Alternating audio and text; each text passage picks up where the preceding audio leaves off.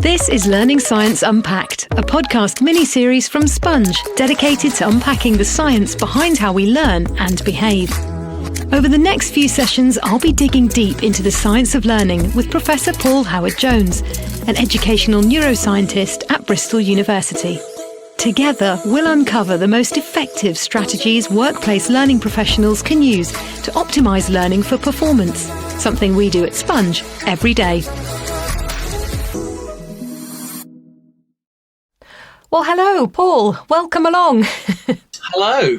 It's lovely to see you and really privileged to have you here with me today to talk about learning science. And I just want to start by doing a little brief introduction to who you are. So I understand you are an educational neuroscientist with degrees in engineering, psychology and a PhD in medical physics. Is that right? Yes, that's right. It all sounds a bit random, doesn't it? The best careers do. Well, yes. I mean, it all came together in the end because a lot of the time I spend researching in classrooms and a lot of the time I spend doing neuroimaging, basic neuroscience research. And of course, the medical physics PhD has been very important for that, as has the psychology degree. Brilliant. And I think what people might know you most famously for, I don't know, infamy, is you presenting the Channel 4 series, The Secret Life of 4-Year-Olds. How was that? Yeah, it was a pleasure. No, it was fascinating. I think quite often us academics don't get challenged enough to put theoretical ideas into practice, and being asked, okay, so why is this child behaving in this way? Actually really puts you on the spot and it makes you think. And I think one of the things that you discover is how much you don't know as well. So it's quite a humbling experience in that sense. Excellent. Really good. Now, just so I can check, we at Sponge work mainly completely actually in workplace learning and for adults. So you are familiar with adult learning and you know, the whole kind of workplace learning concept. Yes. I mean, so a lot of my time I spend translating concepts from the science of learning, from cognitive neuroscience, and understanding what those mean for classroom learning. And actually, most of that research is with adults, and there's sort of ethical reasons for that, because sometimes it's difficult to put children in brain scanners to find out how to improve their GCSEs.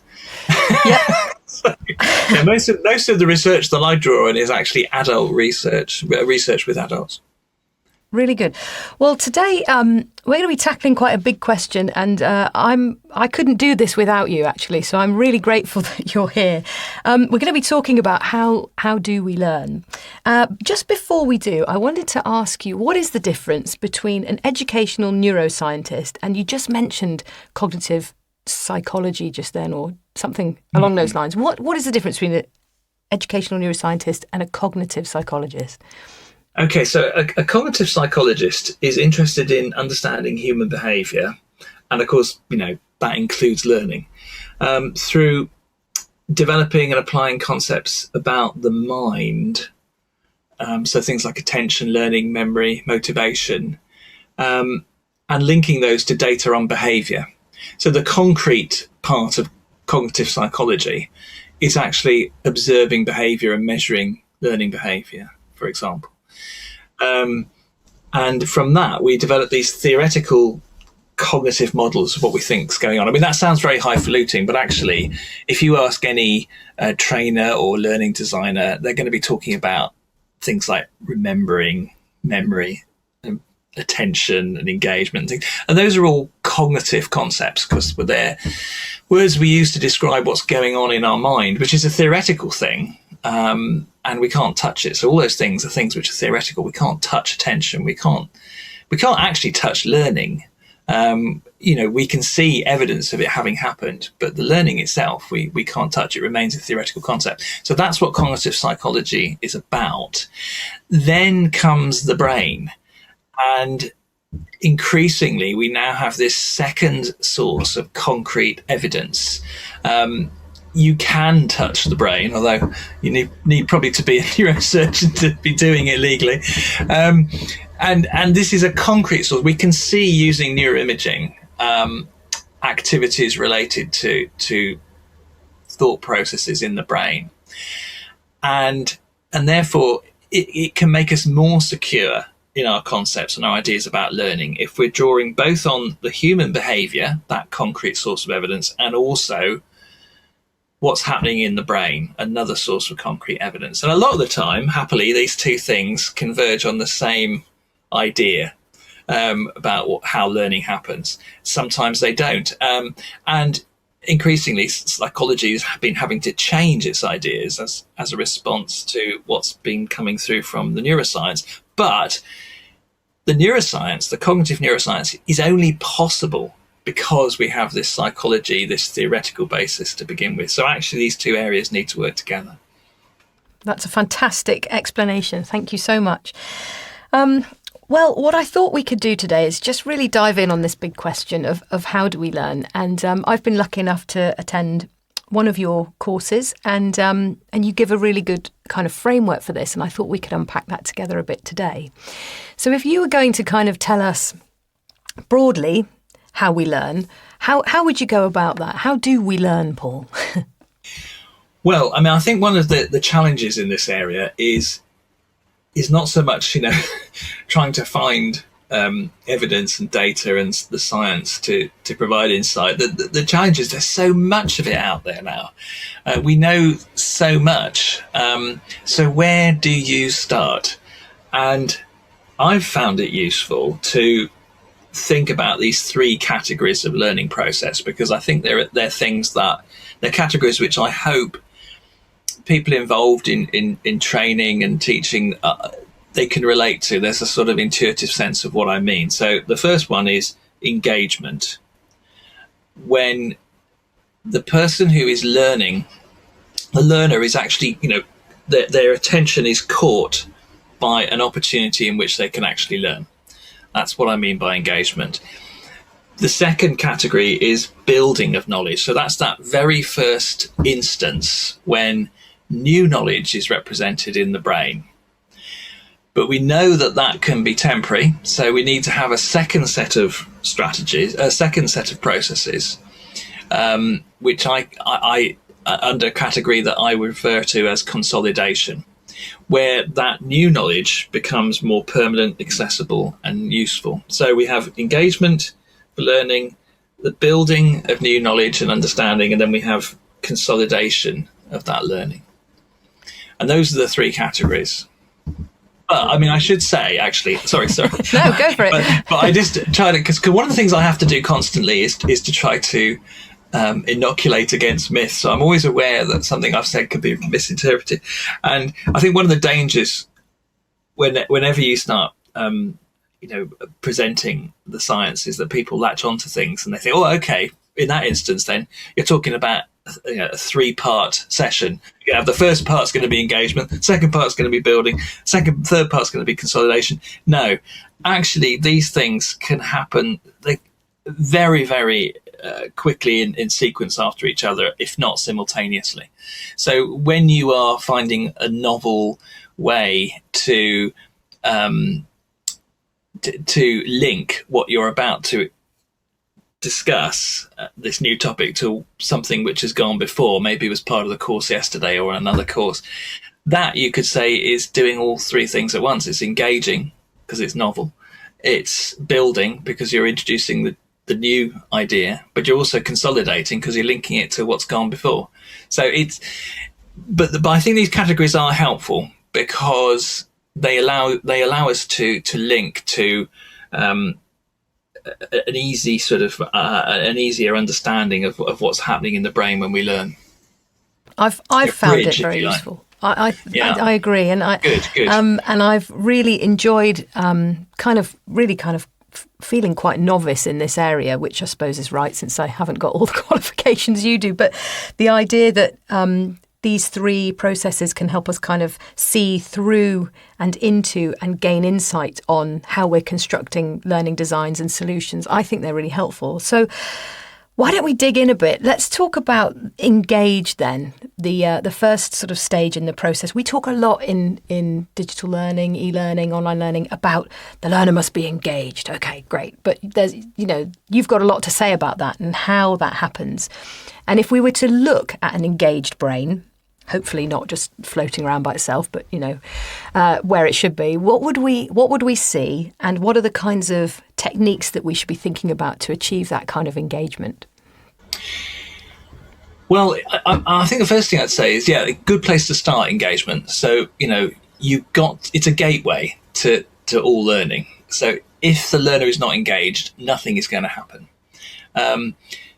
So it's a very important phase, and it's also involving our emotions, and the emotional aspects of learning and training are often ignored, because the traditional models that we've always used in education, like Piaget and Vygotsky, they tend to focus on learning as quite a cognitive sort of non-emotional sort of concept, but more and more we're understanding how important emotions are and how entwined they are with learning and remembering and understanding. So let's start. Yes, it's a good place to start with engagement. And I think one of the new concepts in this area, which is important to introduce, is the reward system, the brain's reward system.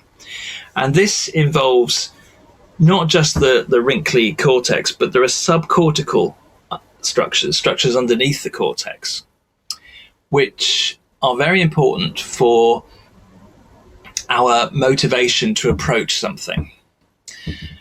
And there can be an increase in regions of the reward system, which are actually proportional, if you like, to how much we want to go forward into something. And this is quite a visceral sort of response. And obvious things like sex, drugs, rock and roll, all of those things have been studied amazingly in brain scanners, and they activate this reward system. But also, I mean, the work that I've done, for example, has shown that this system is also activating when we engage in an interesting and engaging context for learning and understanding new information. And the sorts of things that, I mean, apart from sex, drugs and rock and roll, the sorts of things that really activate your reward system, increase the activation of your reward system, and make us want to go forward are things like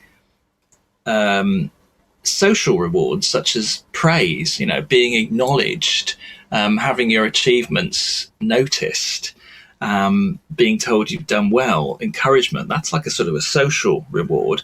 But of course, there are other things which are sometimes called extrinsic rewards, like money. But actually, it doesn't have to have a monetary value, just points. And we can see how incredibly motivating points are, for example, in video games and things. And those can also produce an increase in activation in the reward system, and anticipation of gaining those sorts of rewards can make us go forward. But other things as well, like sharing attention with another person, that's a really important platform for learning. It's a very primal platform for learning. Primal in terms of our development, because an infant's reward system will activate when they share attention with their mum or dad, and that's very important for them first learning, for example, the names of objects around them, and then that's a massive foundation for future learning. But also probably in terms of our evolution and our development, through prehistory, the fact that we are social beings, we enjoy collaborating, and our reward system will increase its activity when we share attention to something with another, particularly if we have initiated that joint attention. So when you say, oh, look at this, and the other person looks at it, that's really motivating and engaging. Other things, such as novelty. Novelty is its own reward. Our brains are designed such that, I shouldn't say designed, I should say evolved. Whoops, don't get involved in any. That's another time. Difficult debates about that. They've evolved in order for us to be attracted to novelty. because we can learn from novel situations, things that haven't happened before, and it's in our interest to learn. So yeah, novelty, sharing attention, social rewards like praise, but also points, all of those things can increase activity in the reward system and make us want to go forward. But of course, the other thing is curiosity. Just wondering, oh, I wonder what will happen if, or I wonder what this is about. Maybe that's similar to novelty in some respects, but we do know, again, that it will activate the brain's reward system. And if you could tell us where you said subcortical structures is where this kind of engagement is first occurring, where is that in the brain? Well, if we had a map. Yeah, I mean, it's a three-dimensional thing that's going on. And there's one really important part of the reward system called the nucleus accumbens, and it's about the size of a pea, and that appears to be like a desire center. And it's, when it's activated, there's a drawing up of dopamine from the midbrain, and actually there can be a more spread of dopamine as a neuromodulator across the cortex. So it has quite a wide effect on how we're thinking when this nucleus accumbens increases its activation. And that's the area which is scientists tend to measure and find that it's proportional to our desire to go forward, and something which I would call similar to engagement, really. And where is it? I've got a brain here, but it's not. Let's have a look. Okay, well, it's not a very sophisticated brain.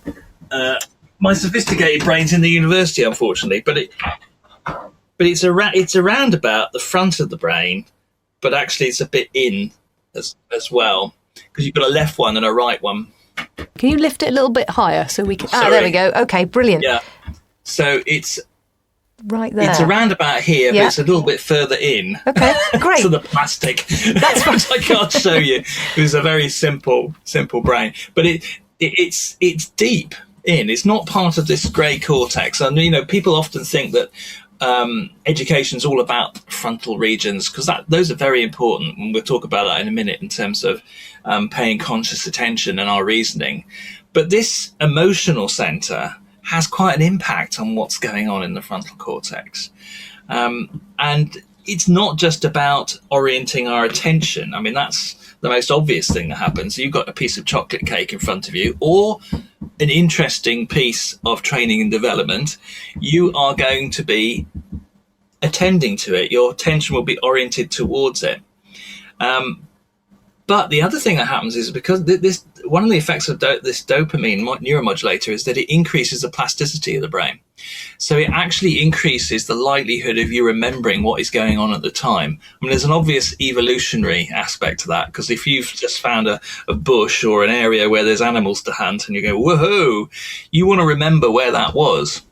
And so that's why, this engagement, it's not just about getting people to pay attention. The engagement will actually initiate neural processes that will increase the likelihood of you remembering and understanding what's going on. And that's got such important implications for us. So if we can tap into things like novelty and shared attention and points and praise and the other curiosity, acknowledgement, and the things that you've said, we will be increasing that dopamine, the neuromodulator that you described. And what you're saying, though, is that by doing that, we have a better chance of people remembering this experience that they're about to do. Is that right? Yeah, absolutely. And wanting to return to it. But I have to say, you have to be a bit careful with this. Okay. I'm always trying to inoculate, aren't I? Yes. Because if you come in doing somersaults or walking on your hands, that novelty is going to really produce engagement. I'd like to see that, actually. But not necessarily a focus on what you want people to understand and know. So there's a relevance point here. Yes, it's got to be entwined with the learning in quite, in terms of seconds, really. So that intertwining you have to think about quite carefully. So it really works, though, if want to talk about, let's say there's something you're trying to train people about health and safety and you're a bit worried that everyone's going to turn off. Well, if you discuss that concept in a context which is really novel and interesting, that they might not have come across before, then that is going to produce engagement with the concept. And that's the sort of introduction of novelty that can be really helpful. Would you say sound would fit in here? Is sound novel or exciting or arousing in any way for us? Yes. But we have to be a little bit careful with this idea, because sometimes you hear people saying, oh, you've got to stimulate all the senses. And then, people who'll be more engaged, which they might be more engaged, but not necessarily they're going to learn more, because actually you need to be communicating the learning content using those senses. And there doesn't seem to be any, beyond the age of 5 years old, there is some evidence less than 5 years old, but after 5 years old, it doesn't seem to make a lot of difference if you are just using extra modalities, extra senses to transmit the same information. In other words, there's kind of like a redundancy. So you're putting it in words, and you're putting it in images, and you're putting it, if it's basically the same message, it's not necessarily going to help.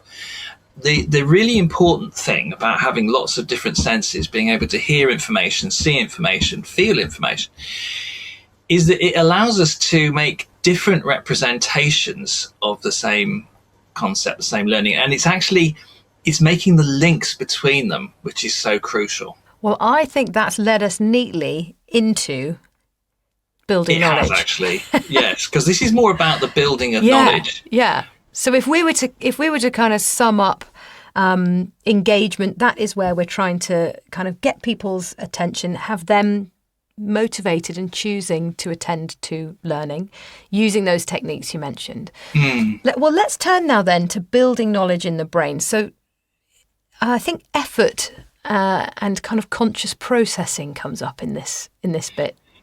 Yes. You might have succeeded in getting everybody really engaged because they're going to be working in pairs, and it's a really novel context, and, there's some fun points to win or whatever, or all that stuff's going to help.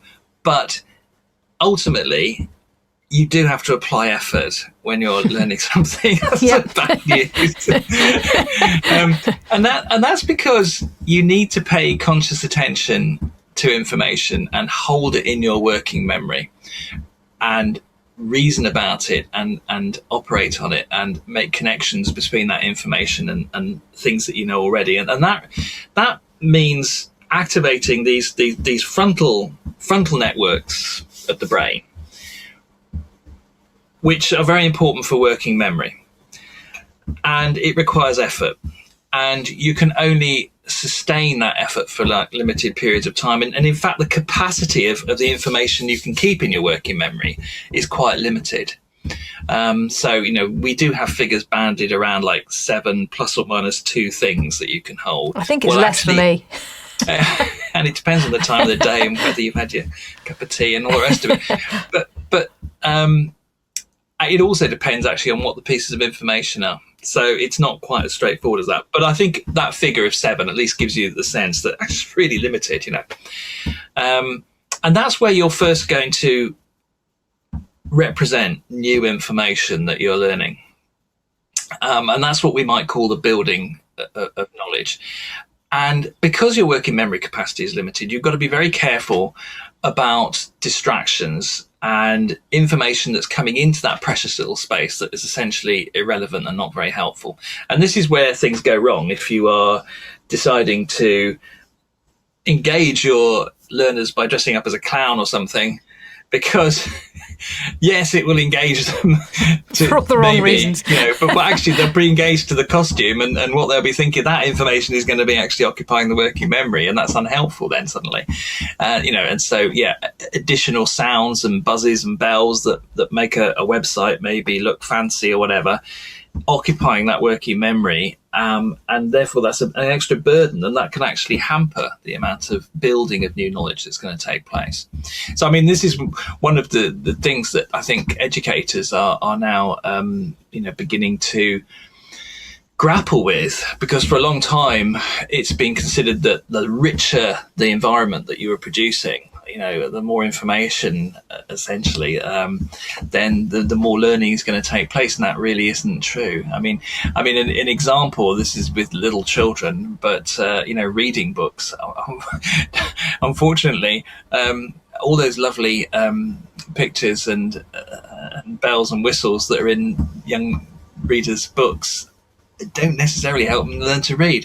And it's the same with adult learning as well. If there are going to be a lot of information which is irrelevant, then that's going to occupy that vital channel of information. And that can be visual, auditory, and the written word, any of that. It's all adding to our working memory. Yes, but this is where we get into some controversy in the science, I think. Because, many people believe that and there is some basis for this, that visual information doesn't completely displace auditory information. So, if you're using both of those modes, then to some extent you might be saving on some of that working memory capacity. And to some extent that is true, but you need to be really careful with this. For example, PowerPoint presentations.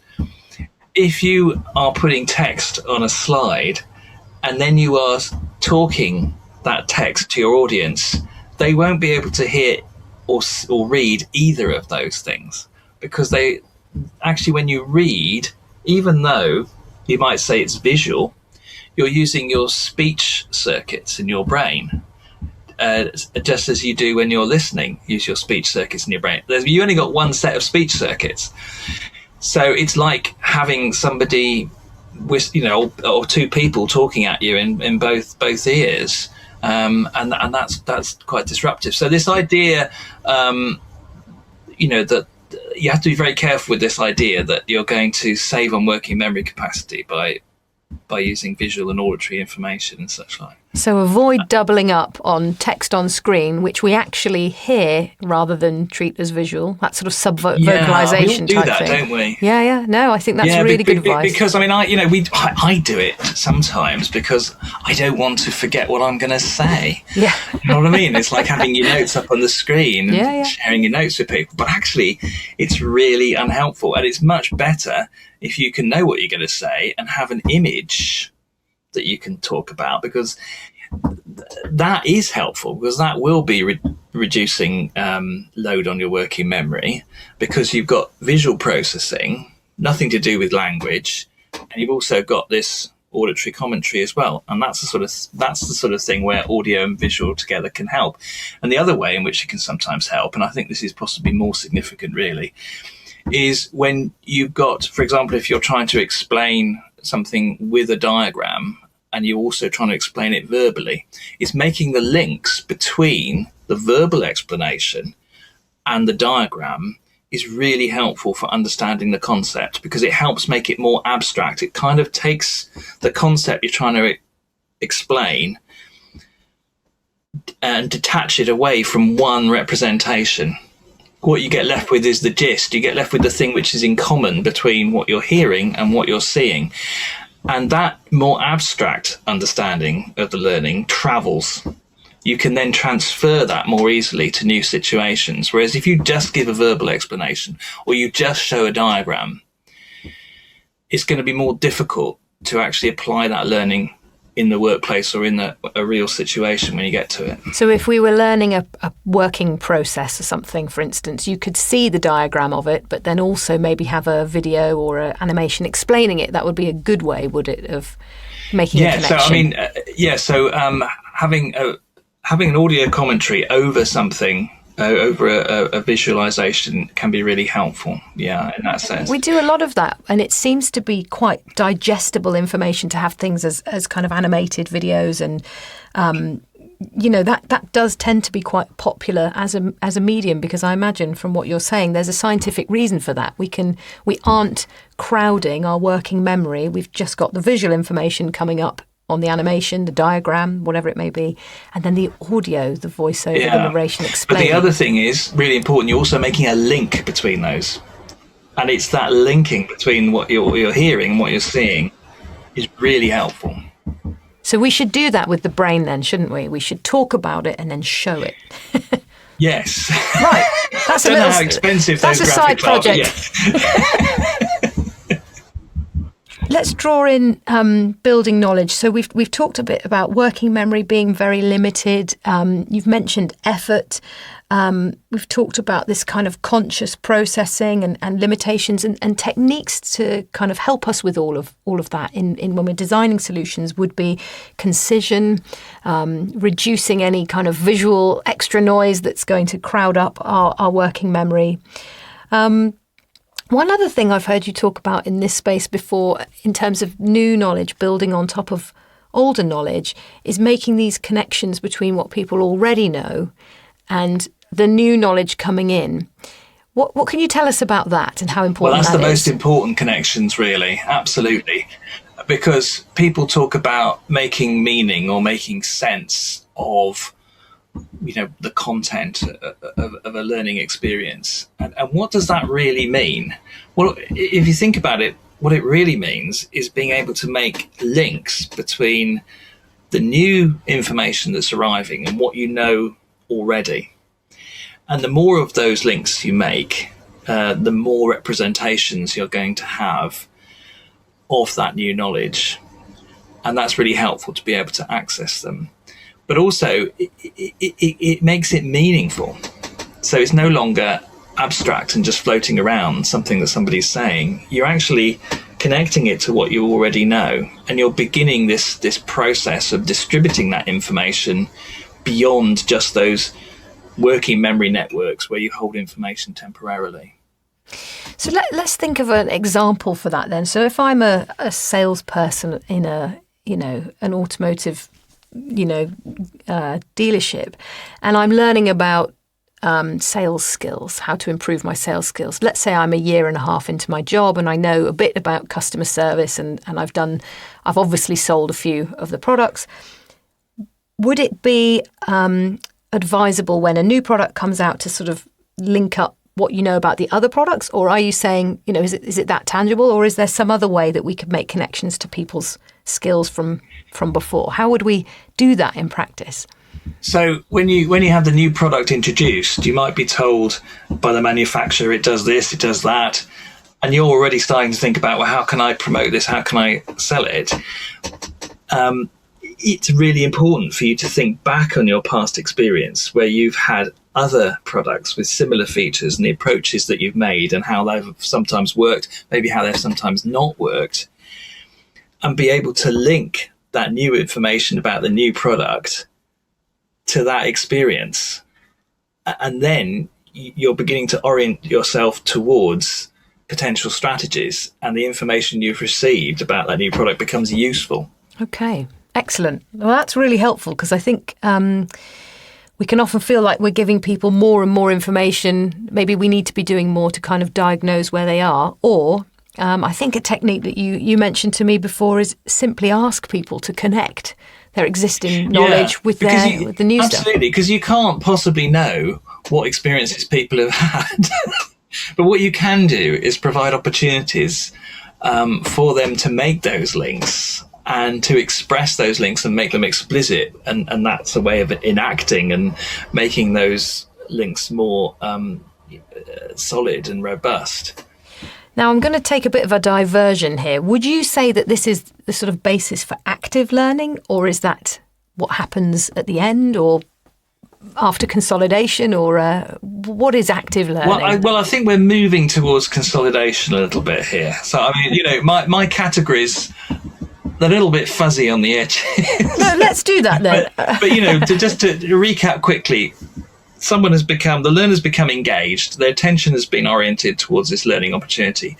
They're now representing this new piece of information in their working memory for the first time. And they're beginning to link it to what they already know so that it's actually becoming meaningful. So you could say for the first time, they have built meaningful new knowledge and understanding. But it's temporary. It's held in working memory temporarily. We need to do something more. There needs to be additional processes in order for it to become more permanent. And that's the category of processes that I call consolidation. And to some extent, you're right that consolidation already begins when they're making links to what they already know. But you need to go further than that. You need to be able to apply it to situations that you haven't come across before and think about how you might apply it to those situations. And the more times that you do that, the greater variety of different representations of that new learning will be in your brain. And they've actually, measured this, and you can actually see it in the brain. So there was a study of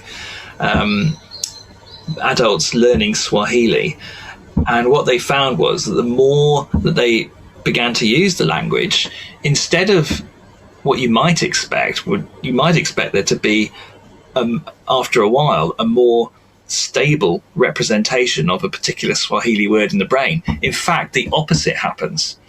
As they become more accomplished, what you see is a much more variable representation of the Swahili word in their brain, because it is now becoming connected to other words as well.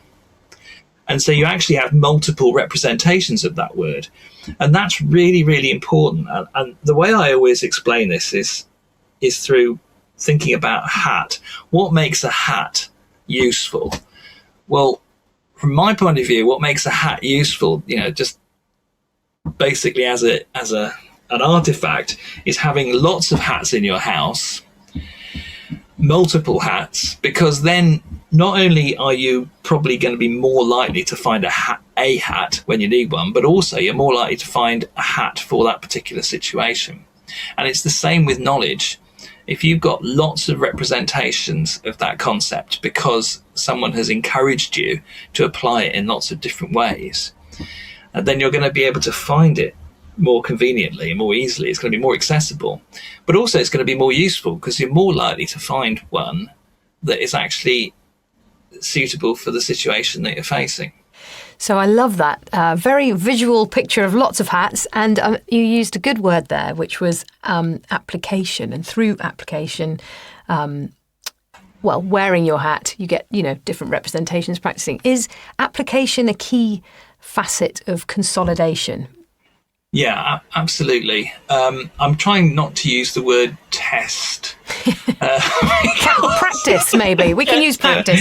We don't like the word test. Quiz, assessment. It's got a bad reputation, doesn't it, testing?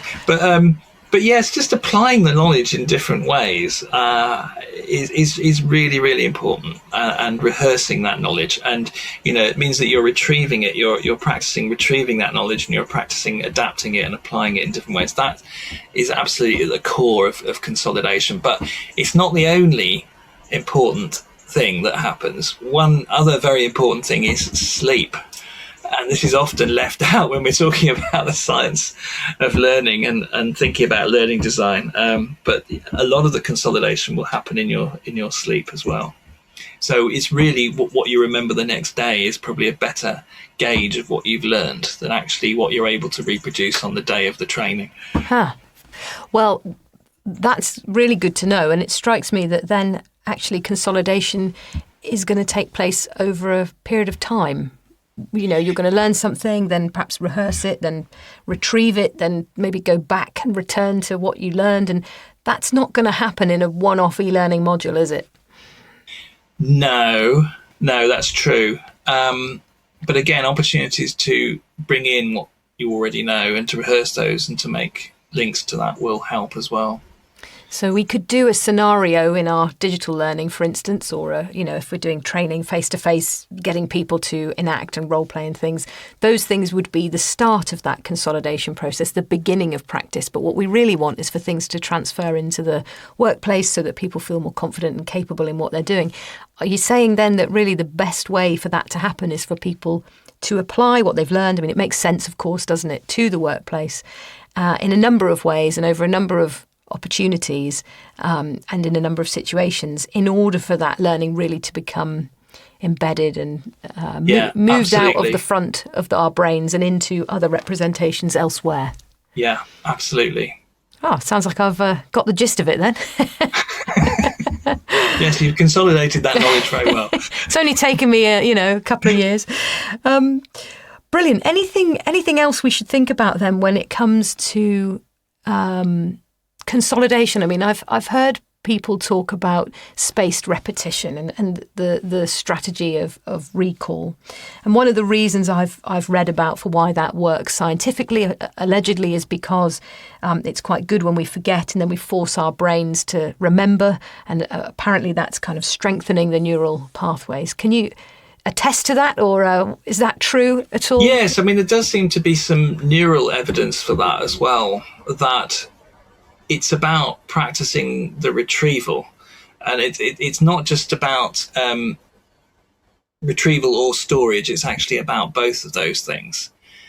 And therefore, rehearsing the knowledge, in other words, encountering it again and revisiting the learning in spaced intervals can be really helpful.